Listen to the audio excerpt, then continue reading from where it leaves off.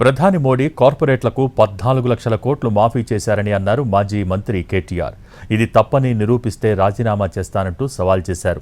Corporate దోస్తులకు ప్రధాని మోడీ పెట్టే ఖర్చు దేశ రైతాంగానికి ఖర్చు ఎందుకు పెట్టడం లేదని ప్రశ్నించారు కేటీఆర్. ఒక దిక్కేమో టోలు, ఇంకో దిక్కేమో ఇదే పెట్రోల్ డీజిల్ మీద సెస్సులేసి పైసలు గుంజుడు. 30 లక్షల కోట్లు మరి ఎక్కడ పోయినాయి? జాతీయ రహదారులు ఒక దిక్కేమో రోజు వసూలు చేయబడుతుంది, అవన్నీ కాంట్రాక్టర్ల జేబులలో కోవట్టే. మరి ఈ పైసలు ఎక్కడ పోయినాయి నిలదీస్తే వాస్తవం బయటపడ్డది. వాస్తవం ఏంటి అంటే ఈ 30 లక్షల కోట్లకి వెళ్ళే 14.5 లక్షల కోట్ల రూపాయల రుణమాఫీ చేసిండు ఎవలకు? అదానికి, అంబానీకి, పెద్ద పెద్ద కార్పొరేట్లకు నరేంద్ర మోడీ.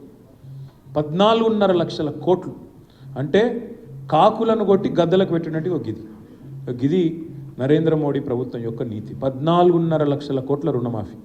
నేను చెప్పేది మీకు ఎవరికైనా కథలకు కనిపిస్తే, నేను చెప్పేది తప్పు అనిపిస్తే, గిన్ని కెమెరాల ముంగట చెప్తున్నా, నేను చెప్పేది తప్పని కిషన్ రెడ్డి, బండి సంజయ్ రుజువు చేస్తే రేపు నా ఎమ్మెల్యే పదవి రాజీనామా చేసి వాళ్ళకి